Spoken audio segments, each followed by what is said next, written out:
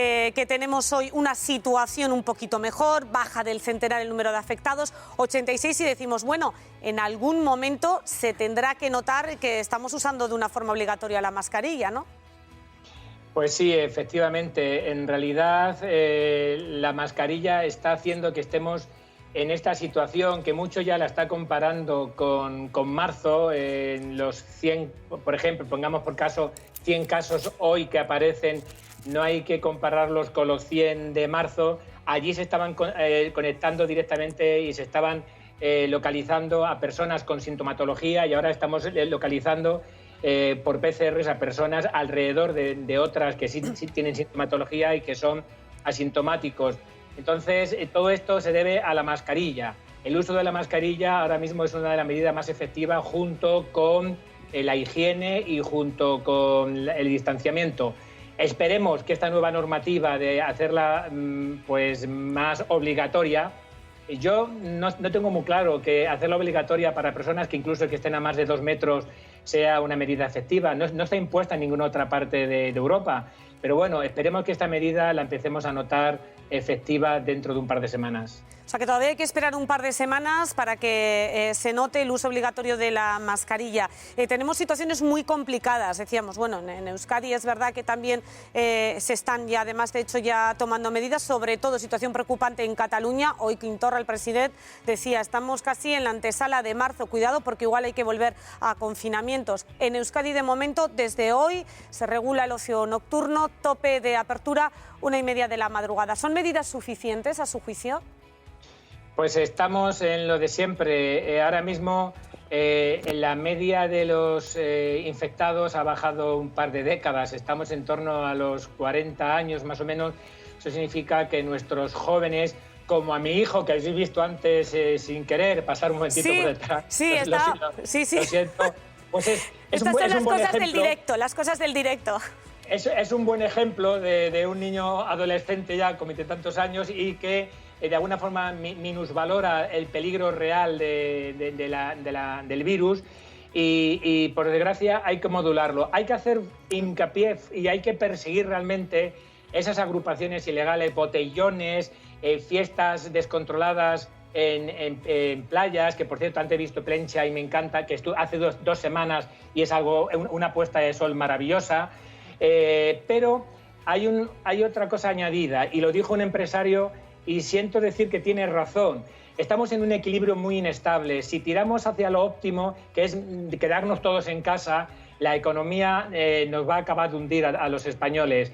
Si cerramos el ocio nocturno, como se está planteando en muchos sitios, las discotecas, por ejemplo, por una discoteca que pueda suponer un brote, estamos condenando al resto de discotecas. Eso decía un empresario. Lo mismo que si aparece un brote en una oficina de un edificio, ¿qué hacemos? Cerramos todas las oficinas.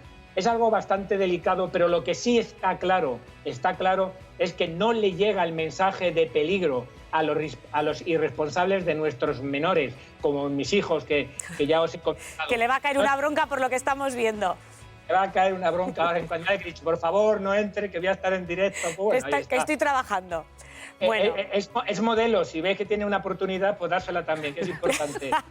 y pues indicar efectivamente que hay que hacer más hincapié, pero los que tenemos cierta edad estamos acostumbrados ya, lo tenemos en el acervo genético, aquello de esto sí da, esto no da, póntelo, pónselo, y sin embargo ahora somos parcos. Hay un anuncio por ahí que creo que viene de la comunidad, no sé si es de Canarias, que es algo bastante drástico. Bueno, si nuestros pequeños, nuestros jóvenes vieran lo que puede todavía pasar, y yo lo he visto, pulmones de una fallecida con 28 años, con los pulmones destrozados por una neumonía bilateral, esto seguramente empezaría a cambiar. Estas imágenes que estamos viendo seguramente empezarían a cambiar. Pues ahora fíjese que lo hemos hablado aquí además, señor Guerrero, precisamente la necesidad quizás de empezar ya con campañas agresivas, como hemos visto, por ejemplo, para dejar de fumar o incluso también de la DGT, ¿no? Para intentar reducir el número de accidentes de tráfico. El sentido común, que es el menos común de los sentidos.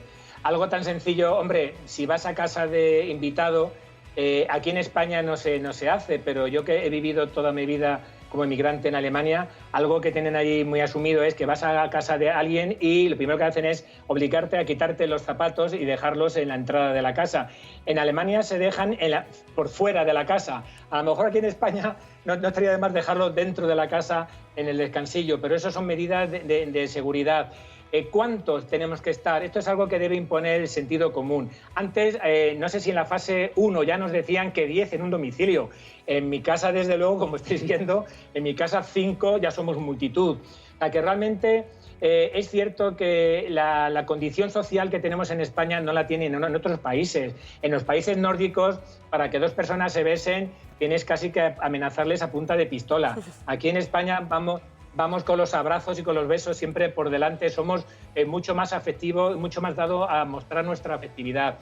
Tenemos que cambiar el paradigma. Ya no es una falta de respeto ni una falta de cariño el no darle a un familiar 2 besos, un abrazo, o a un familiar quiero decir, a un hermano, a un primo. Obviamente hacer esto con la yaya, hacer esto con un familiar directo al que hace meses que no ves es complicado, pero aún así hay formas de intentar hacerlo seguro.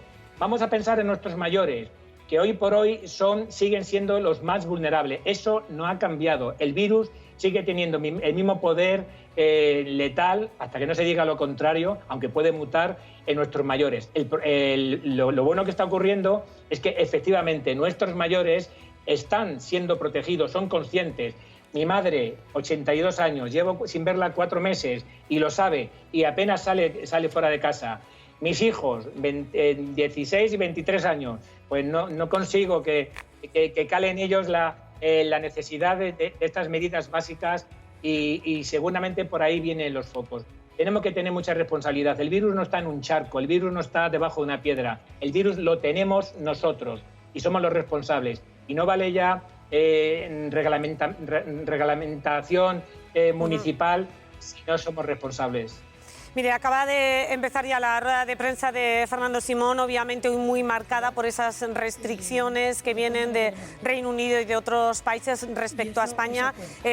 Simón, respecto a la recomendación de Bélgica, que ha dicho a sus ciudadanos que mejor no evitar el turismo español, dice que aunque es verdad que el sector turístico español se va a resentir ahora mismo, le parece que es una buena idea desde el punto de vista sanitario para evitar reducir la pandemia. O sea que choca un poco los intereses políticos con los sanitarios, ¿no? Sí, efectivamente. Mis datos hasta hace poco es que en Gran Bretaña, Inglaterra, estaba peor que nosotros en cuanto a casos. Esos son los datos que yo tenía. De hecho, en el conjunto del mundo de los virólogos, hablamos quizás de la necesidad de ser nosotros lo que hubiéramos tenido que restringir la entrada en España de muchos turistas, al menos sin una PCR de origen. Y eso lo seguimos diciendo. Lo ha impuesto Austria como una medida necesaria, la PCR en origen. Eso sería necesario. A día de hoy no sé cómo está en el resto de los países. Me sorprende que se hable de una medida adecuada desde Bélgica, que hasta hace poco tenía el índice de mortalidad más alto del mundo. Desde Inglaterra, que el propio Boris Johnson ha dicho que se han estado equivocando.